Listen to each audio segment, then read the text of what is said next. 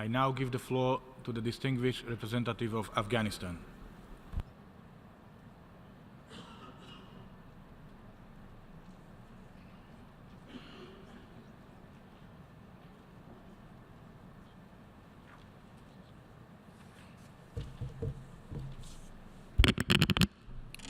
Bismillah ar-Rahman ar-Rahim.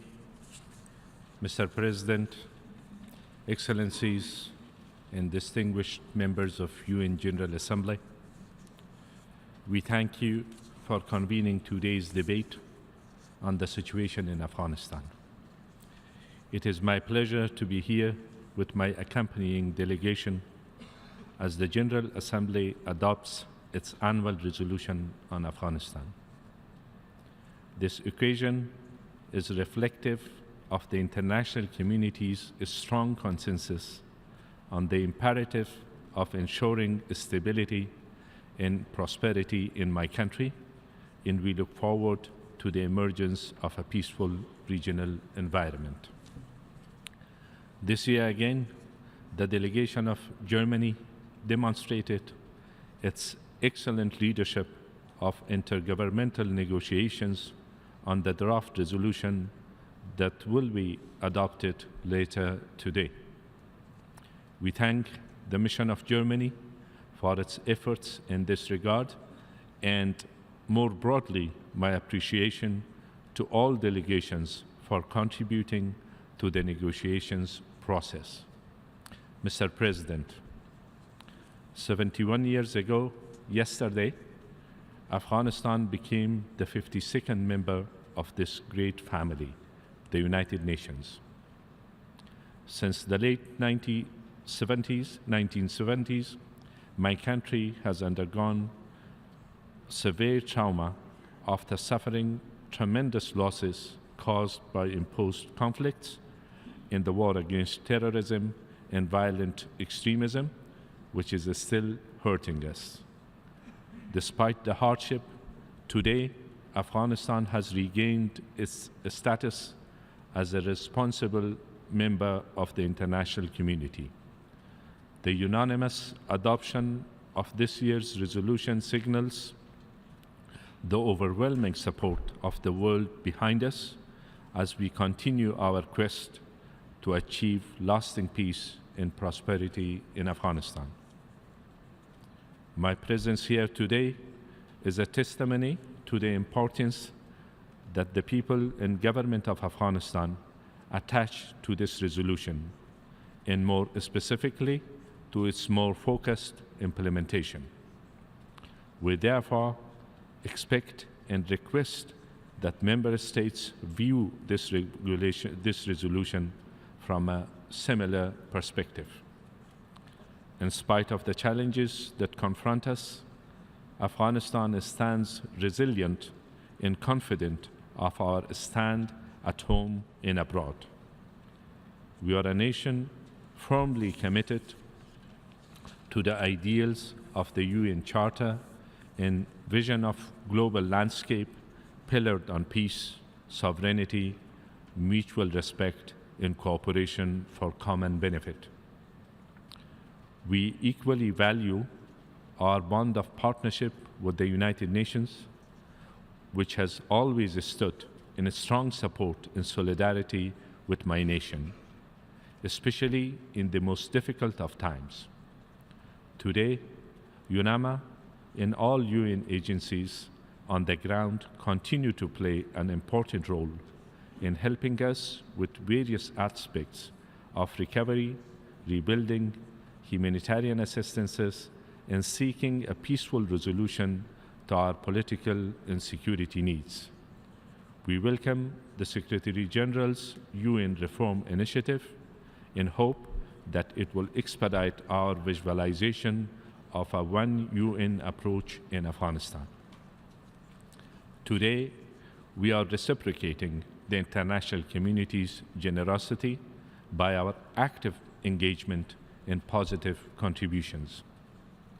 Afghanistan's recent election to the Human Rights Council for the first time, our membership of ECOSOC, Vice Presidency of the General Assembly, active involvement in other forums, in the successful adoption of 2 Afghan-initiated resolutions, countering the threat posed by the improvised explosive devices, and International Day of Remembrance in tribute to the victims of terrorism, attest our national will, our diplomatic efforts, and our eagerness to be an effective global contributor. Mr. President, let me now provide an update on the situation in Afghanistan and security. Over recent months, our national security forces have effectively thwarted attempts by the Taliban alongside the affiliated Haqqani networks, as well as elements of Al-Qaeda, Daesh, and other recognized terror groups from making any notable gains or capturing a major urban center. We are not dealing with one, but several terror outfits that either mirror each other under different labels or indirectly support overlapping agendas.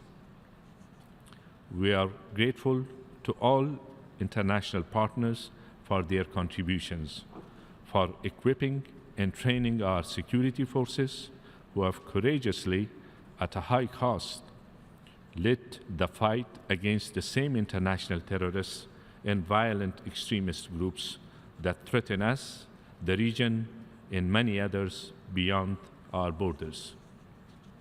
The resolution also reaffirms the importance of the international community's continued support for Afghan national security forces. To this end,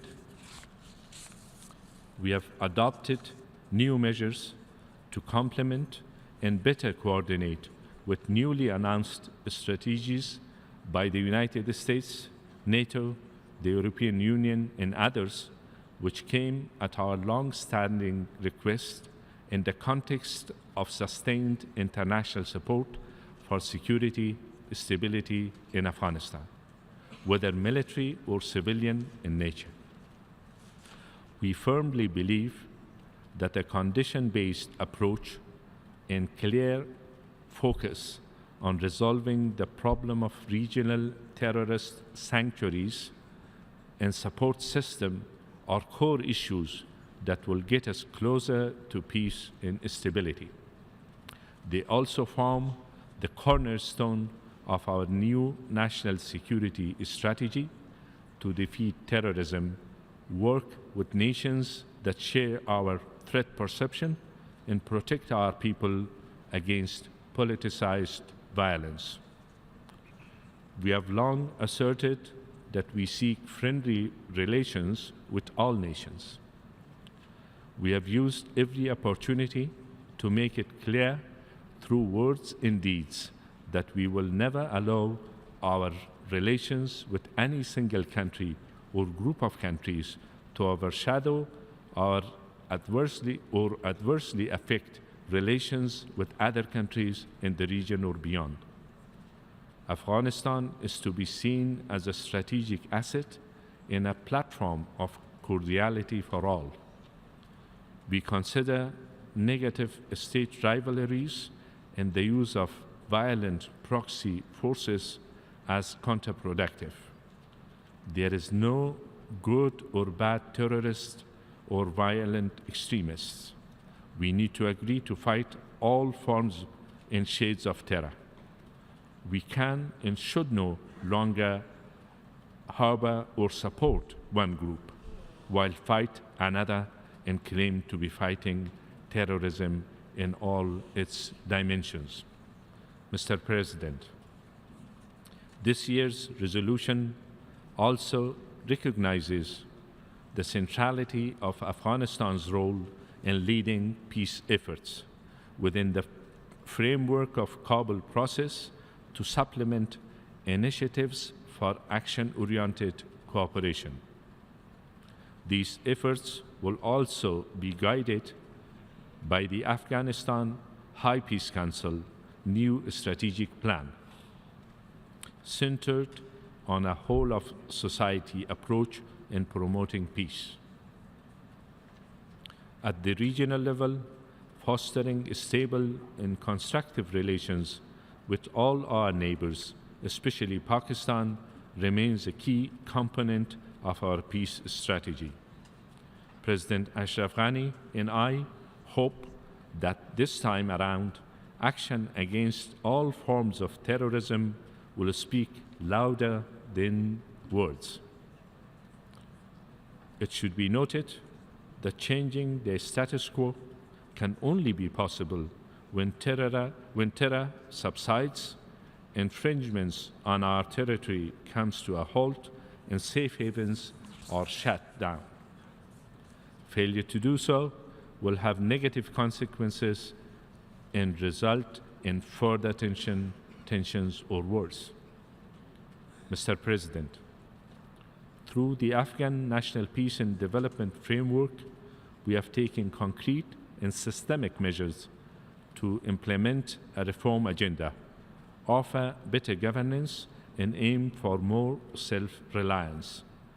Our economy, hurt by the 2014 end of combat mission of international forces, which relied on a large-scale military expenditure, has turned a corner and is giving signs of recovery, especially in the private sector investment and development. Since the formation of the Government of National Unity, domestic revenue has seen important gains, which in turn have helped us shoulder more responsibility for our security and development needs. Moreover, we are making steady progress in the development of our national infrastructure, including roads, industry, energy, telecommunication, and transport networks. Once completed, these projects will improve connectivity, generate economic growth in Afghanistan and our region. Mr. President, once an ambitious vision, the regional economic cooperation agenda is transforming into reality. Afghanistan is becoming a hub for regional and international trade, transit, and transport. Energy transfer is a major component now and into the future.